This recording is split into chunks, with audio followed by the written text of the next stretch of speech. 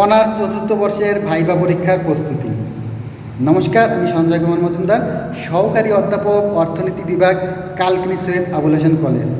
Deer learners, আশা করি তোমরা সবাই ভালো আছো, আমিও ভালো আছি। অনার্স চতুর্থ বর্ষের ভাইবা পরীক্ষার প্রস্তুতি।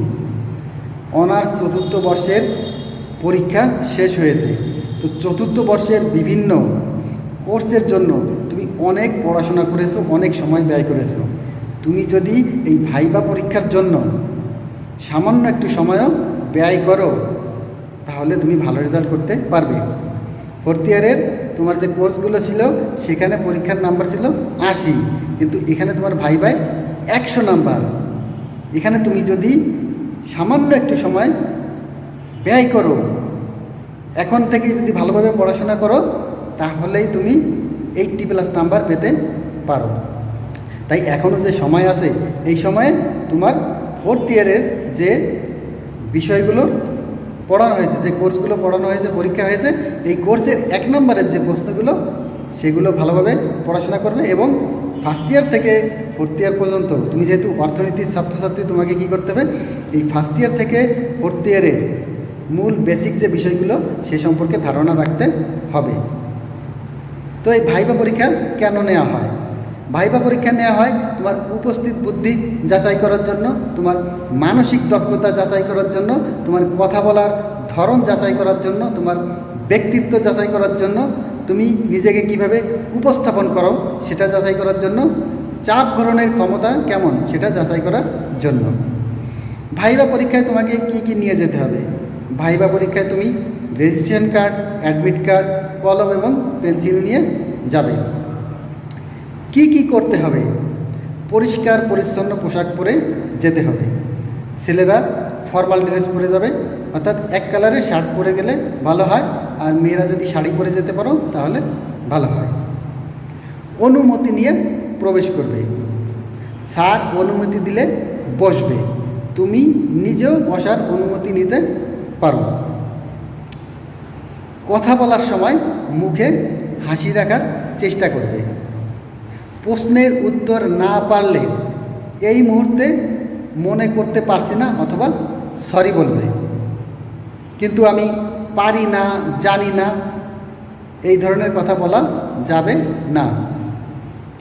কথা বলার সময় যার সাথে কথা বলবে, অর্থাৎ যে স্যার তোমাকে প্রশ্ন করছে সেই স্যারকে উত্তর দেওয়ার সময় সেই স্যারের দিকে তাকিয়ে উত্তর দেবে। তুমি অন্য স্যারদের দিকেও তাকাতে পারো। কি কি করা যাবে না? হাফ শার্ট বা টি শার্ট পরে যাওয়া যাবে না। এলোমেলো বা অগোছালো চুল রাখা যাবে না। খোঁচা খোঁচা দাড়ি রাখা যাবে না। জিন্স প্যান্ট পরে যাওয়া যাবে না। কড়া পারফিউম ব্যবহার করা যাবে না, তবে তুমি হালকা পারফিউম ব্যবহার করতে পারো। মেয়েদেরকে কথা বলার সময় মুখ খোলা রাখতে হবে। অনুমতি ছাড়া প্রবেশ বা প্রস্থান করা যাবে না। তুমি প্রবেশ করার সময় অনুমতি নেবে, প্রস্থান করার সময় কি অনুমতি নিয়ে আসতে হবে। কথা বলার সময় হাত নাড়ানো যাবে না। অনেকে কি করো, কথা বলার সময় হাত নাড়াও, এই কথা বলার সময় হাত নাড়ানো যাবে না। টেবিলের উপরে হাত রাখা যাবে না। কি কি তোমাকে জানতে হবে? তোমার কলেজের প্রিন্সিপাল, ভাইস প্রিন্সিপাল, তোমার বিভাগীয় প্রধান এবং বিভাগের অন্যান্য স্যারদের নাম, এগুলো তোমাকে কি জানতে হবে। বিগত 3 বছরের তোমার রেজাল্ট কি সেটা তোমাকে জানতে হবে। তোমার পরীক্ষার নাম ভাইবা ভসি, অনেকে কি বলে ভাইবা ভয়েস, এটা কি ভাইবা ভয়েস না। তোমার অনার্স চতুর্থ বর্ষের ভাইবার যে পরীক্ষা সেটার নাম আছে ভাইবা ভসি, অনেকে কি বলে ভাইবা ভয়েস, এটা বলা যাবে না। তোমার সাবজেক্টের মৌলিক বিষয় সম্পর্কে, তুমি অর্থনীতির স্টুডেন্ট, অর্থনীতির যে মৌলিক বিষয়গুলো আছে সে সম্পর্কে তোমাকে জানতে হবে। যেমন অর্থনীতির জনক কে, অর্থনীতির জনককে, আধুনিক অর্থনীতির জনককে, এইসব বিষয়গুলো কি তোমাকে জানতে হবে। তুমি হচ্ছে কি বিএসএস অনার্সের স্টুডেন্ট। বিএসএস এর ফুল মিনিং কি, এর পূর্ণরূপ কি, এটা তোমাকে জানতে হবে। তোমার নাম জিজ্ঞেস করার পরে তোমার নামের যদি কোনো অর্থ থেকে থাকে সেটা জিজ্ঞেস করতে পারে। তোমার জেলা কোথায়, সেই জেলা সম্পর্কেও জানতে পারে। এই জন্য তোমার জেলা সম্পর্কে একটু ভালোভাবে জানতে হবে। তুমি যখন ভাইবা দিচ্ছ সেই সময় যদি কোনো আলোচিত ঘটনা ঘটে থাকে, অর্থাৎ কারেন্ট বা বর্তমানে যে ঘটনা ঘটে থাকবে সেই ঘটনা সম্পর্কে তোমাকে একটু ধারণা রাখতে হবে।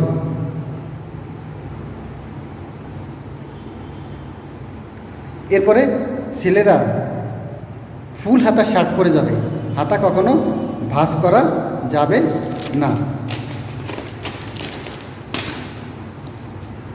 এবার বিভিন্ন অর্থাৎ ফার্স্ট ইয়ার থেকে ফোর্থ ইয়ার পর্যন্ত তোমার অনেকগুলো কোর্স আছে। এই কোর্সে তুমি ফোর্থ ইয়ারের যে পরীক্ষা হয়েছে সেখানে 1 নম্বরের যে প্রশ্নগুলো আছে এগুলো নিজে ভালো করে আয়ত্ত করবে। এছাড়া গত ভিডিওতে আমি কিছু প্রশ্ন বলেছিলাম, আজকের ভিডিওতে আর কিছু প্রশ্ন বলে দিচ্ছি, এগুলো সম্পর্কে ধারণা নেওয়ার চেষ্টা করবে। তোমার ফার্স্ট ইয়ার থেকে ফোর্থ ইয়ার পর্যন্ত কি অনেক টপিকস আছে, স্যার ইচ্ছা করলে যে কোনো টপিক জিজ্ঞেস করতে পারবে। তো কোন বিষয় জিজ্ঞেস করবে এটা সম্পূর্ণ সেই স্যারের উপরে নির্ভর করে। তো আমি তোমাকে কিছু প্রশ্ন সম্পর্কে বলছি, তুমি এই প্রশ্ন সম্পর্কে ধারণা নেওয়ার চেষ্টা করবে। স্থিতিস্থাপকতা বলতে কি বুঝো? দাম স্থিতিস্থাপকতা, আয় স্থিতিস্থাপকতা, আড়াআড়ি স্থিতিস্থাপকতা এই সম্পর্কে ধারণা রাখবে। স্থিতিস্থাপক চাহিদা, অস্থিতিস্থাপক চাহিদা কি? চাহিদার সংকোচন সম্প্রসারণ, হ্রাস বৃদ্ধি। পরিবর্তক দ্রব্য, পরিপূরক দ্রব্য। গিফেন দ্রব্য, বিলাসজাত দ্রব্য, নিকৃষ্ট দ্রব্য। স্বল্পকালীন ভোগ অপেক্ষক, স্বল্পকালীন উৎপাদন অপেক্ষক, দীর্ঘকালীন ভোগ অপেক্ষক, দীর্ঘকালীন উৎপাদন অপেক্ষক। ভোগ অপেক্ষক কি? সি সমান এ প্লাস বি হয়। সি সমান এ প্লাস বি হয় এর অর্থনৈতিক ব্যাখ্যা কি? GNP, GDP, NNP. অর্থনৈতিক প্রবৃদ্ধি, অর্থনৈতিক উন্নয়ন কি? মাধ্যমিক দ্রব্য কাকে বলে? চূড়ান্ত দ্রব্য কাকে বলে? কপ ডগলাস উৎপাদন অপেক্ষক, সিএস উৎপাদন অপেক্ষক। এমআরএস এর পূর্ণরূপ কি? এমআরটিএস এর পূর্ণরূপ কি? দারিদ্র্যের দুষ্ট চক্র বলতে কি বুঝো? দারিদ্র্যের দুষ্ট চক্রের প্রবক্তাকে? কল্যাণ অর্থনীতি কাকে বলে? কল্যাণ অর্থনীতির জনককে? প্ল্যান্ট, ফার্ম, শিল্প। ব্যাংক ও ব্যাংকিং কি? ব্যাংক হার কি? বাংলাদেশ ব্যাংকের, বাংলাদেশের কেন্দ্রীয় ব্যাংকের নাম কি? 2 টাকার নোটে কার সিগনেচার থাকে? ব্যাংক নোট ও সরকারি নোট বলতে কি বুঝো? M1, M2 ও M3 এর সম্পর্কে ধারণা রাখতে হবে। ফটকা চাহিদা কাকে বলে? তারল্য ফাঁদ বলতে কি বুঝো? মুদ্রার অবমূল্যায়ন কি? কখন মুদ্রার অবমূল্যায়ন করা হয়? গ্রেসাম বিধি কি?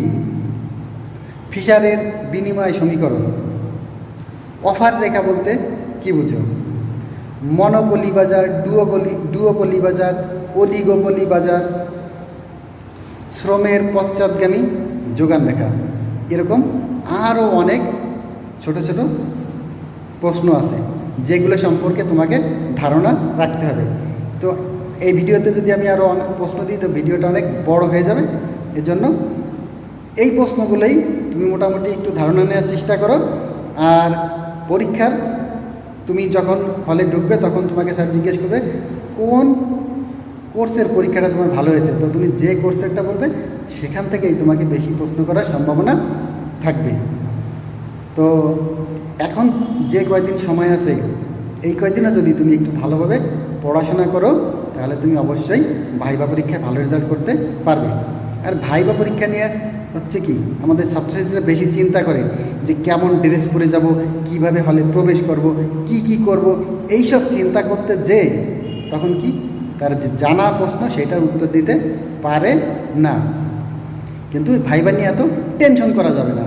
তুমি যাবে, সেখানে স্যারেরা বসে থাকবে, তোমাকে প্রশ্ন জিজ্ঞেস করবে, তুমি সুন্দরভাবে উত্তর দেবে।